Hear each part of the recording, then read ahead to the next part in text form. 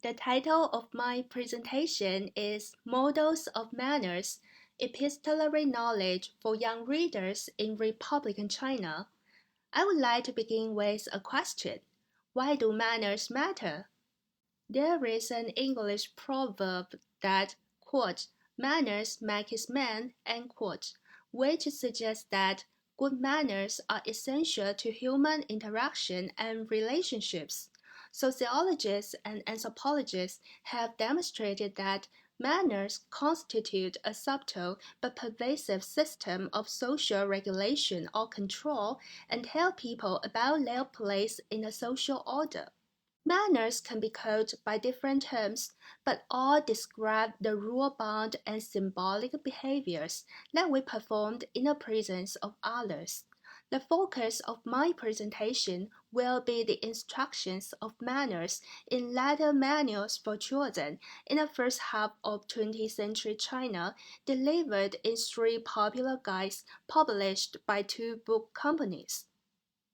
According to Sir Keith Thomas, the renowned historian from Oxford, quote, the history of manners, in this sense of the word, was once regarded as a rather trivial subject, but in recent years it has come to be recognized as one of considerable social and moral importance, fundamental indeed to understanding the way in which people think of themselves and their relationship to each other.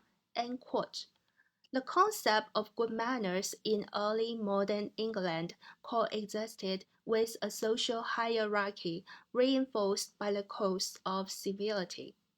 My interest in the history of manners drew my attention to various kinds of etiquette manuals, and especially brought me to the epistolary world of children.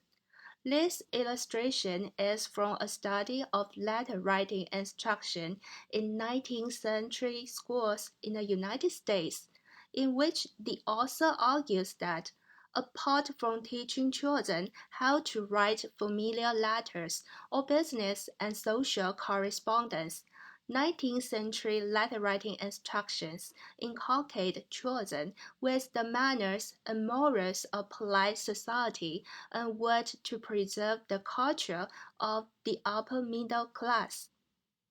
Inspired by studies of Euro-American societies, my first paper on children's letter writing demonstrates that, quote, Chinese letter writing manuals for children share many features with their European and American counterparts in their inculcation of specific epistolary language as well as general polite manners in accordance with prevailing socio-political norms.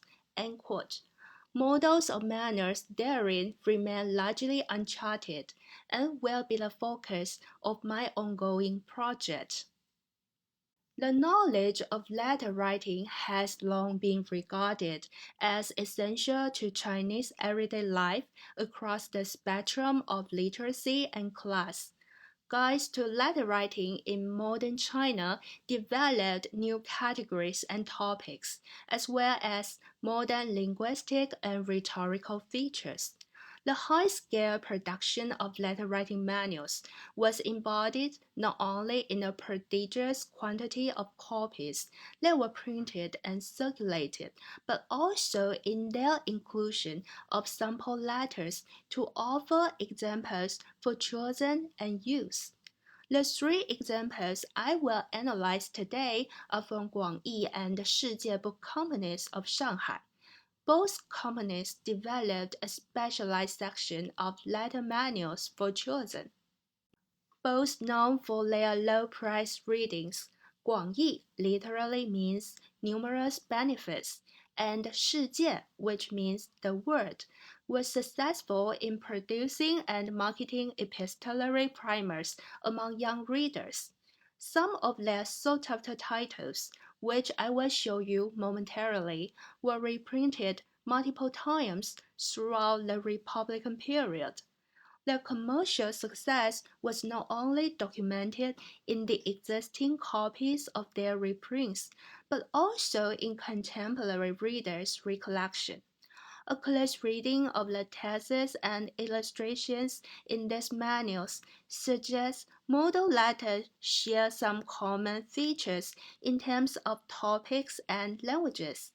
These similarities can partly be attributed to the personal connections of these two book companies in their early stage of operation. The first example is a Preteens Guide to Letter Writing, 童子尺牘, which aims at children aged between 9 and 13. First dated in 1915, quote, "This compilation is outstanding in its exceedingly clear language and straightforward sense. All model letters are accompanied by pictures of various topics to make the reading more entertaining. It's suitable for teaching at schools and families." End quote. This title was so popular that it gave rise to several sequels, such as A Youth's Guide to Letter Writing.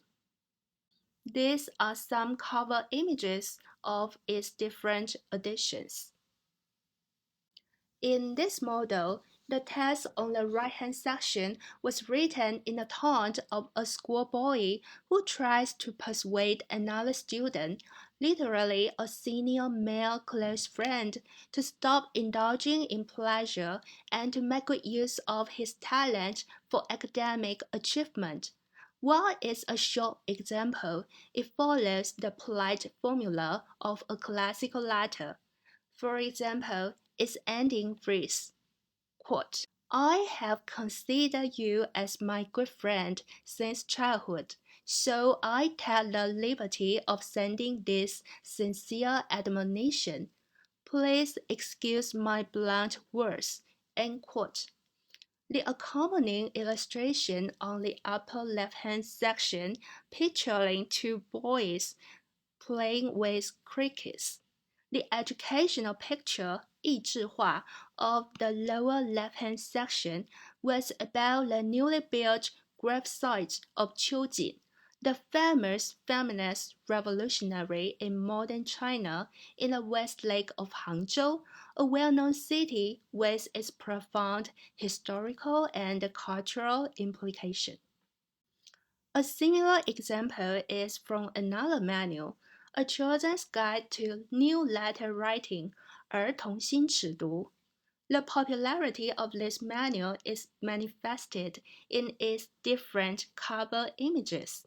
The first edition was published in 1921, and its reprints were recorded to have more than 100 editions in approximately 10 years. This manual was so popular that it was followed by new editions with completely different cover images as well as illustrations inside the book.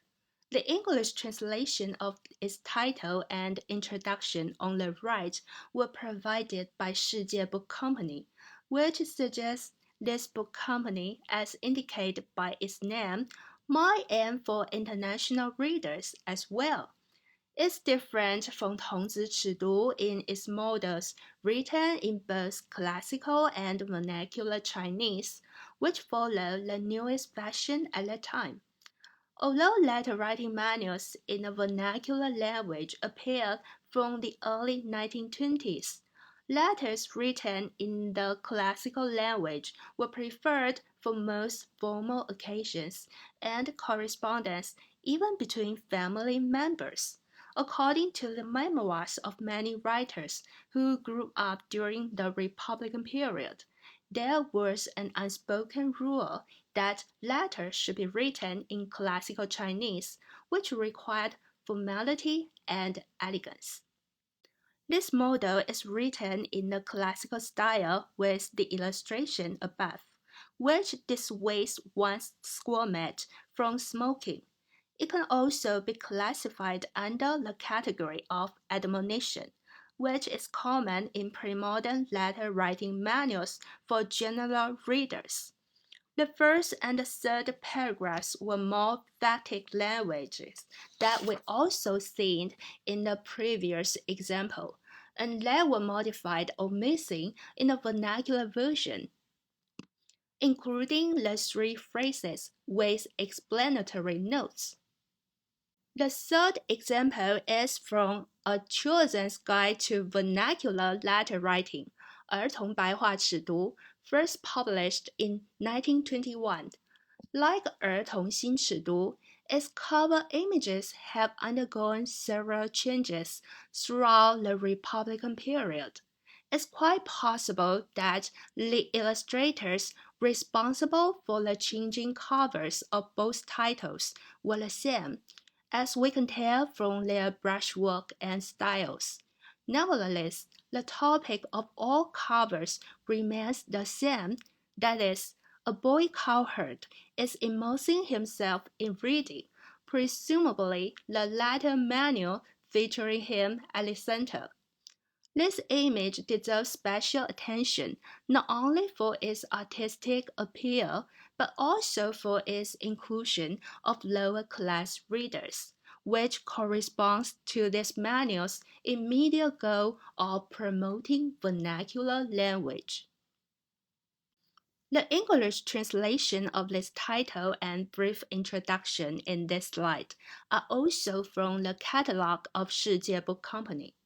There are also pictures illustrating the text of each letter, and these pictures have been updated with significant social changes in this new edition.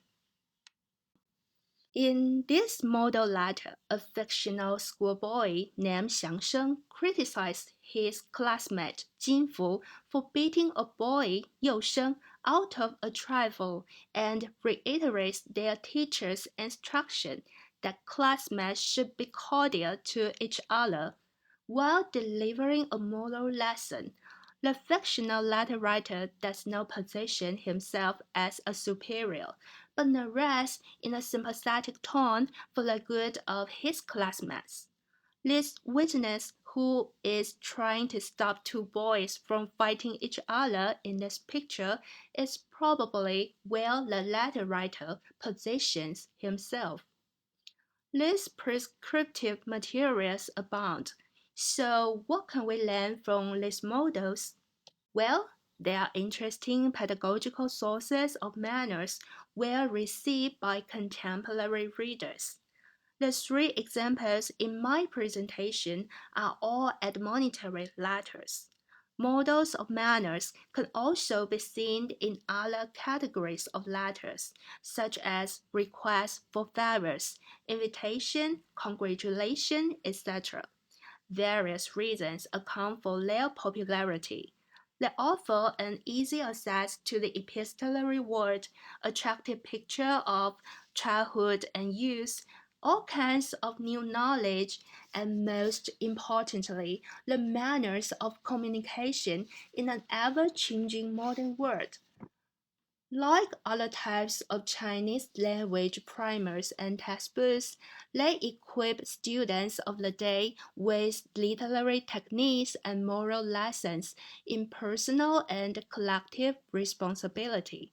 The unique value of model letters for children notably reside in their delicate handling of suggestion, persuasion, and negotiation, thereby cultivating their young readers' social and interpersonal skills.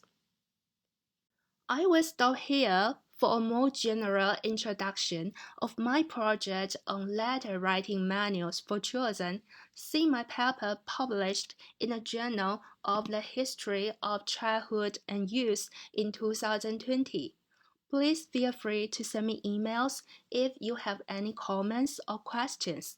Thank you.